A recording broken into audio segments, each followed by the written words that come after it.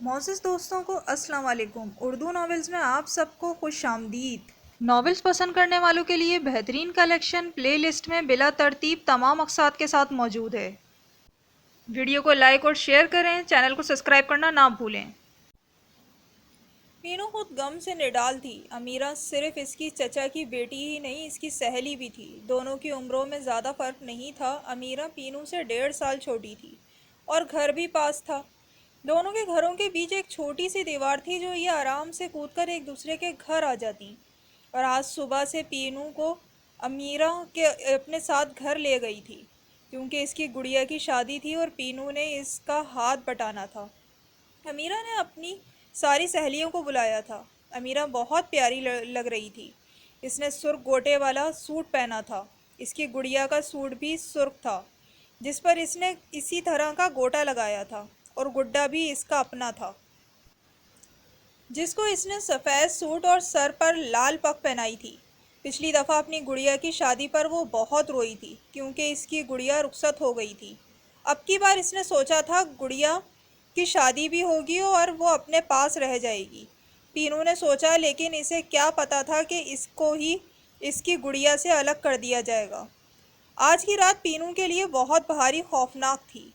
اقبال بھی کسی کام سے دوسرے گاؤں گیا ہوا تھا، ورنہ اس کے کندھے پر سر رکھ کر اپنی سہیلی کا غم ہلکا کرتی۔ امیرہ کو اس کے ادا سائی نے قتل کرنے کے بعد خود کو پولیس کے حوالے کر دیا تھا۔ پینو کے خون کی خوشبو اس اندھیری رات میں پھیل گئی تھی۔ جانے غم کی راتیں اتنی لمبی کیوں ہوتی ہیں؟ پینو نے سوچا۔ وہ جانتی تھی کہ امیرہ کو بغیر نماز جنازہ کے ہی دفنایا گیا ہوگا، قبرستان سے تھوڑا ہٹ کر قاریوں کے لیے مختص جگہ میں، جہاں پر گھڑا کھود کر اس پر مٹی ڈال دی گئی ہوگی اور اس کا کوئی نشان نہیں رکھا جاتا۔ وہ سوچ رہی تھی امیرہ کا تو کفن بھی وہی سرخ گوٹے والا سوٹ تھا، اور یہ اس کی سوچ کر وہ پھر سے پھوٹ پھوٹ کر رونے لگی۔ امیرہ کو اندھیری رات نے اندھیری قبر میں اور ڈال دیا۔ پھر بھی صبح کا سورج نکل آیا۔ صحن میں سب کچھ اسی طرح پڑا تھا۔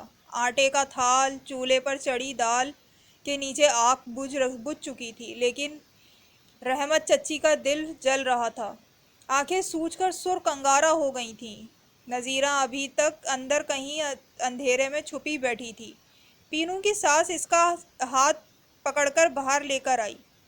نذیرہ بوکھلائی ہوئی تھی، جانتی تھی اس کی بہن ہمیشہ کے لیے اس سے بچھڑ چکی ہے، اور کل کی نوک جھونک اس کی آخری نوک جھونک تھی۔ دروازے پر دستک ہوئی، چند رشتہ دار عورتیں گھر میں داخل ہوئیں۔ پینو کی ماں بھی ان کے ساتھ تھی۔ پینو ماں سے لپٹ گئی اور پھوٹ پھوٹ کر رونا شروع ہو گئی۔ اماں دیکھو کیا ہو گیا! امیرہ کو مار دیا! ایک مومر خاتون جو اس کے ساتھ تھیں پینو سے گویا ہوئی، بری باتیں تھی رانی کاریوں کے مرنے پر رویا نہیں کرتے۔ ماسی وہ کاری نہیں تھی، اس نے دکھ سے اونچی آواز میں چیخ کر کہا۔ اس نے کوئی گناہ نہیں کیا، وہ تو کل اپنی گڑیا کی شادی میں مصروف تھی۔ مومر خاتون اسے نظر انداز کر کے آگے بڑھیں اور امیرہ کی ماں سے گویا ہوئیں۔ ارے اٹھو، بھی کون سی نئی بات ہو گئی؟ یہ کون سا پہلی دفعہ ہوا ہے؟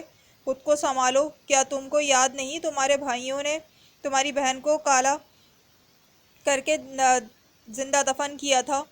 اس کا دودھ پیتا بچہ اس کی چھاتی سے کیسے الگ کیا گیا، سب بھول گئیں؟ اس طرح کے دکھ تو ہمارے خاندان کی عورتیں اوپر سے لکھوا کر لائی ہیں۔ چل اپنے گھر جا، تیرا بیٹا کل تک چھوٹ کر آ جائے گا۔ پنچایت اس کو پگ پہنائے گی، جو بھی ہے دلیری کا کام تھا یہ۔ چل، اگر روئے گی تو تیری بھی قبر کھود دیں گے۔ اور ہاں، پولیس تیرا بیان لینے آئے گی۔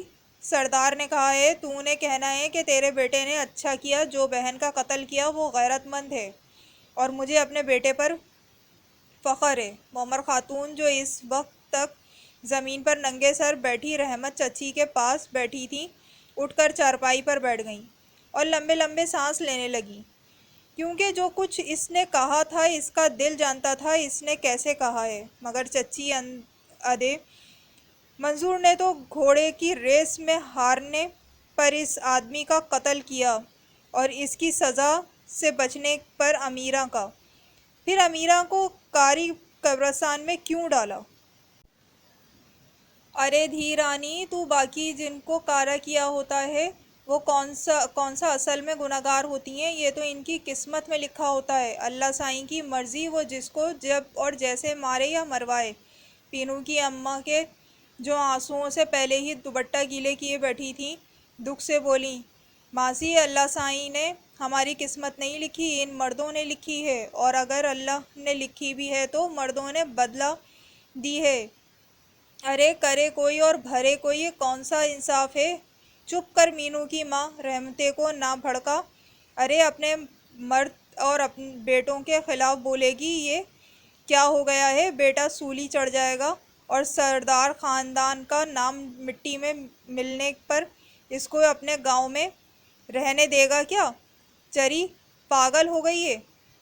اپنی عقل کو دل کے حوالے مت کرو، جو دن زندگی کے باقی ہیں بس جیسے کیسے انہیں گزارو، اور بیٹی کے فیصلے کی فکر نہ کر، وہ آخرت میں ہی ہو جائے گا، پر دنیا میں فیصلہ تو سردار ہی کرتا ہے نا۔ معمر خاتون نے پروین کی ماں کو جھڑکنے کے بعد رحمت کو پیار سے سمجھایا۔ پروین کی ماں سے یہ بات ہضم نہیں ہوئی، بولی، کیوں ماسی، اللہ دنیا میں فیصلے نہیں کرتا کیا؟ ماسی جو پہلے کی تقریر کر کے تھک چکی تھی، غصے سے بولی، فکر نہ کر، تیری دھی کے ساتھ ہوا تو دنیا میں ہی اللہ سائیں اسے فیصلہ کروا لینا۔ پینو کی ماں نے پینو کی طرف دیکھا اور دل پر ہاتھ رکھ لیا اور فوراً بولی، اللہ نہ کرے ماسی، میری بیٹی کے ساتھ کچھ برا ہو، تمہارے منہ میں خاک۔ ابھی معمر خاتون رحمت خالہ کو سمجھا رہی تھیں کہ امیرہ کا باپ پینو کا سسر اور جیٹھ سردار کے ساتھ اندر داخل ہوئے۔ معمر خاتون نے جلدی سے رحمت چچی کے اجڑے بالوں پر دوپٹہ ڈالا۔ رحمتے، باہر پولیس آئی ہے تیرا بیان لینے۔ ماسی جنرل نے جو تجھے سمجھایا ہے ویسے ہی کہنا، ورنہ تیرا بیٹا سولی چڑھ جائے گا۔ امیرہ کے باپ نے رحمت کی طرف دیکھتے ہوئے اپنا حکم سنایا۔ رحمت چچی نے شدید نفرت سے شوہر کی طرف دیکھا اور کہا، تم سب میری بیٹی کے قاتل ہو، خدا تمہیں کبھی معاف نہیں کرے گا، تم آگ میں جلو گے۔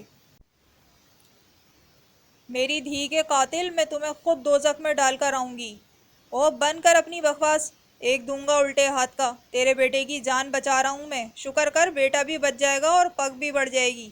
چل اب زیادہ اوکھی نہ ہو، خبردار جو پولیس کے سامنے واویلا کیا، زندہ زمین میں گاڑ دوں گا، سمجھیے؟ سبسکرائب کریں اردو ناولز کو تاکہ آپ کو ساری قسطیں ملتی رہا کریں۔ بہت شکریہ۔